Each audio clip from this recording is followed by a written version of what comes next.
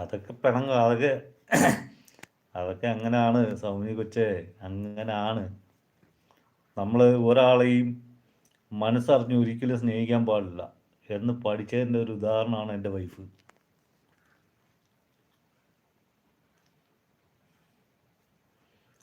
ഒന്നും ചോദിക്കാനില്ല പ്രവീണേ. അത് ഇപ്പം ഞാൻ ഈ ഐ ഡി ഇങ്ങനെ അല്ല, ഈ ചാനലിങ്ങനെ തുടങ്ങി. അപ്പം എന്നെ ഏതെങ്കിലും പെൺപിള്ളേർ എന്നോട് സംശയരോഗം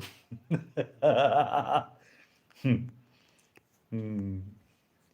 എന്നെ ഏതെങ്കിലും പെൺപിള്ളേർ എന്നോട് ഇതായിട്ട് സംസാരിക്കുന്നുണ്ടോ എന്നറിയാൻ വേണ്ടിയിട്ട് വന്നതാണ്. ഞാനതല്ലേ വന്ന്, എനിക്ക് ആദ്യം ആ ഐ ഡി കണ്ടപ്പോൾ തന്നെ എനിക്ക് മനസ്സിലായി ആരാണെന്ന്.